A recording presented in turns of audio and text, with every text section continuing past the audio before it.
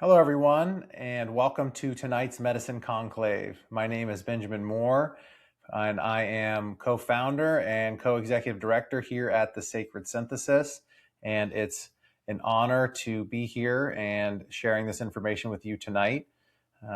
As the last conclave of the month of January, we are off to a great start in 2026 and looking really forward to all the things to come.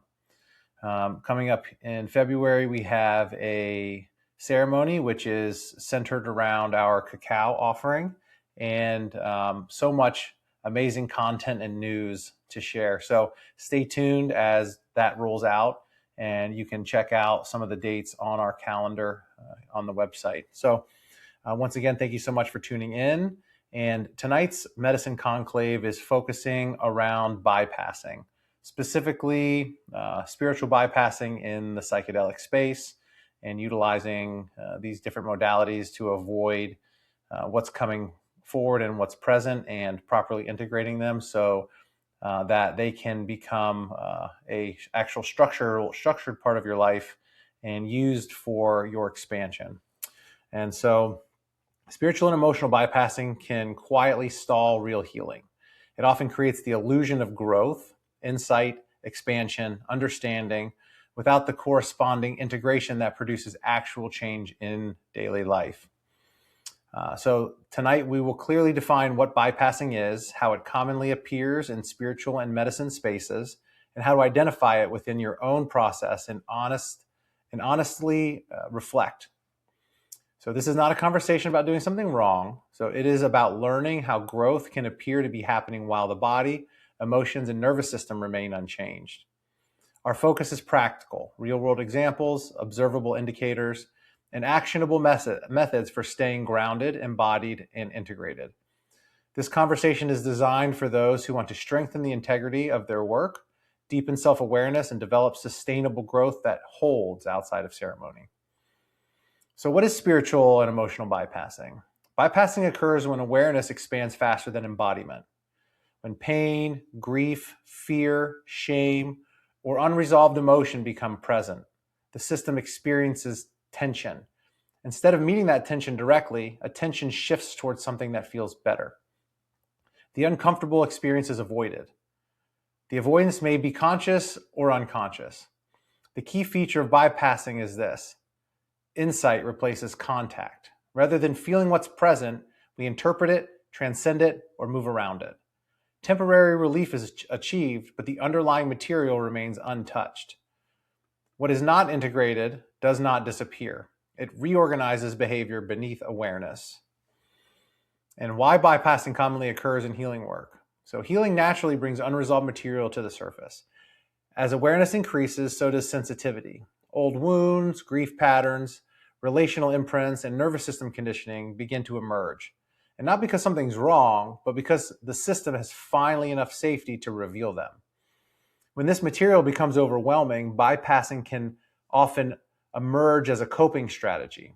And it's not a failure of your character, it's the nervous system inside seeking relief.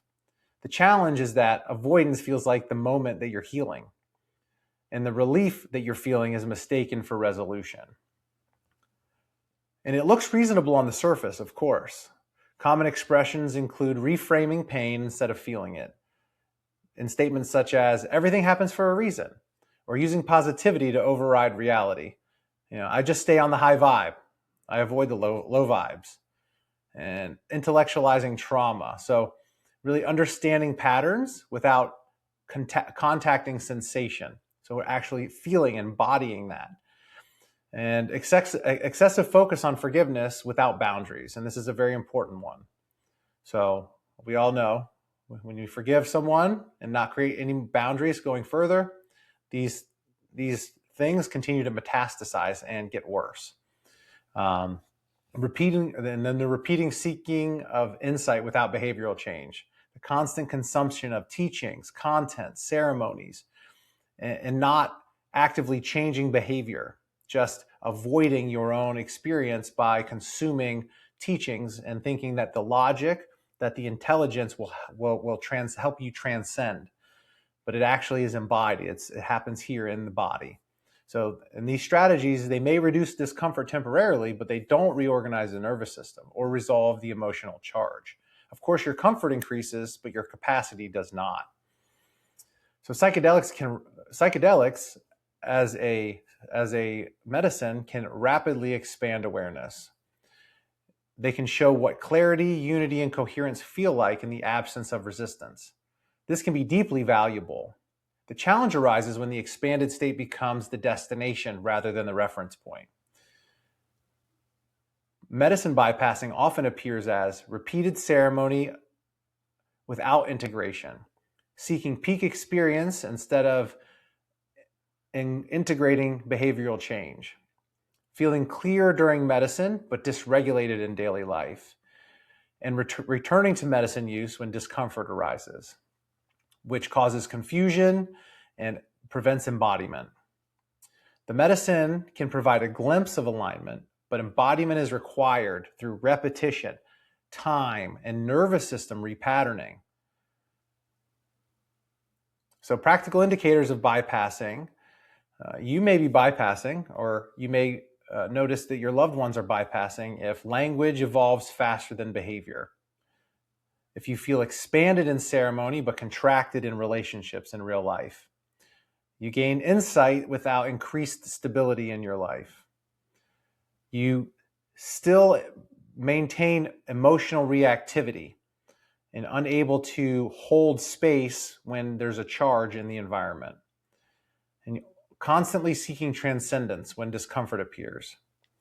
And sometimes you may feel spiritually clear, but your embodiment is actually stuck. And they're not judgments, so let's just put that to bed. But there are tools of diagnosis. So you're not participating in anything immoral. This is informational, so you're able to really, truly reflect on where you are in time and space. And when you can do that, you can actually move authentically towards a path that you desire. So what integration really requires, integration is not an insight. It's applied knowledge. It occurs when understanding translates into different choices, new, real boundaries, emotional tolerance, slower reactivity, which feels like more spaciousness, improved regulation, behavioral consistency. And this happens primarily through the body. Oftentimes we intellectualize and say, if we learn this, we'll have more capacity. Well, capacity is practice. It's actually an embodied experience.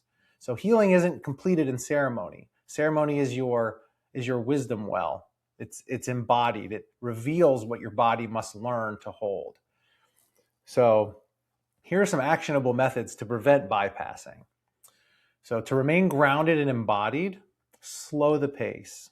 If you feel yourself moving at such a pace where it's uncomfortable and you're getting forms of anxiety, just slow down. If you slow down the decision-making process, allow your body to catch up, it will create spaciousness in consciousness and give you more time to make choices. And then in the same thread, expansion without stabilization creates imbalance. So we have these like rapid need to make lots of decisions, and a lot of volatile things could happen if you don't make a choice. Well, this creates destabilization or imbalance. So if we slow down, create more structure, more rigidity, rigidity in the body, obviously, not in consciousness, we're able to stand firm in our place and then make a choice from there. And so when you're able to find this balance, you can start to actually track your behavior, not your beliefs. So then you can see truly, how am I responding to my environment? How am I living? How am I understanding this information? And can I observe this from a different perspective?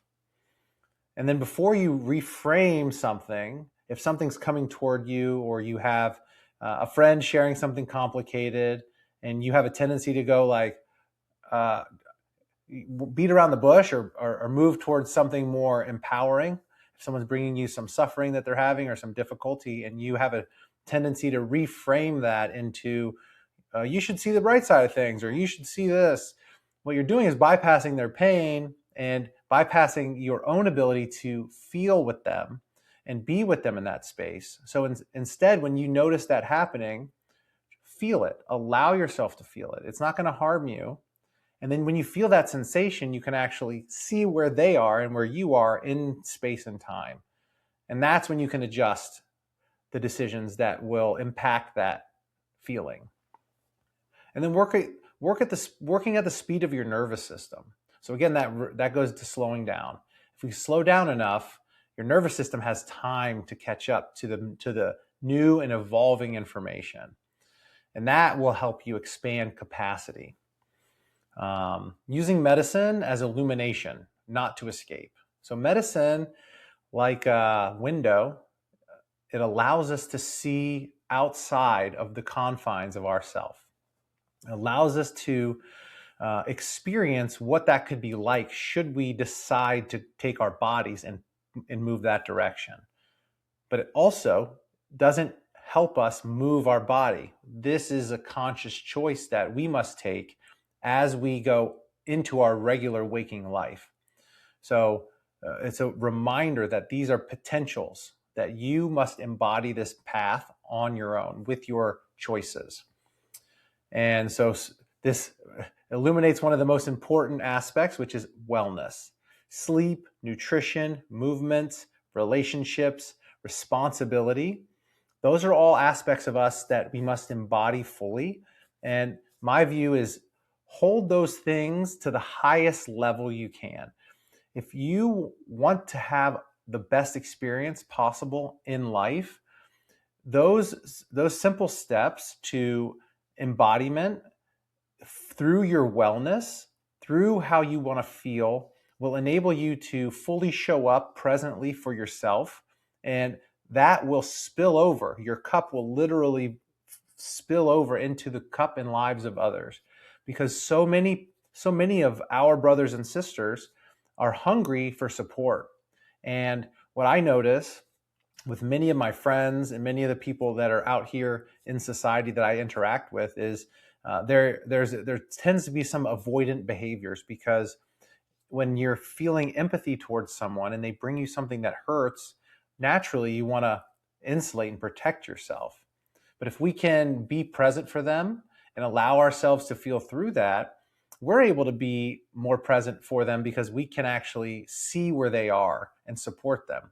We're not here to fix everyone. So just remember that when you have a friend or someone that is a loved one who needs your support, they may not need you to fix them. They may just need you to relate to them so they can actually feel like they have some support in that space. And you also may have the same experience. So I challenge you to allow yourself to feel discomfort, feel the feeling of expansion. No one said that growth or expansion or progress is comfortable. I think it's quite the opposite. It's learning to live in the discomfort on the way to your salvation, wherever that may be, whether it's some dream that you have to build or some experience you want to create or just your daily life. It's not always supposed to be easy. It's just supposed to be. You make the meaning.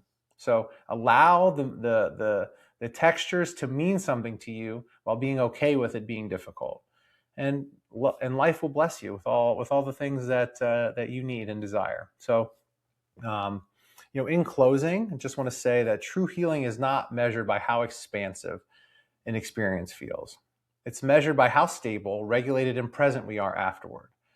And we no longer want to bypass things just for relief. Relief is temporary. What we want to do is integrate, feel, and increase our capacity, because that will enable us to have a longer lasting period of peace within ourselves.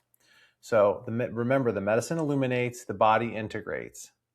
And daily life confirms the work. Our patterns, our experiences that we participate in daily build that capacity. So continue to go forward and embody this experience. And thank you so much for showing up and receiving what I have to share with you today. Again, Thank you so much. My name is Benjamin Moore, and it's really been an honor to share this information. Please check out all of our offerings and our event calendar.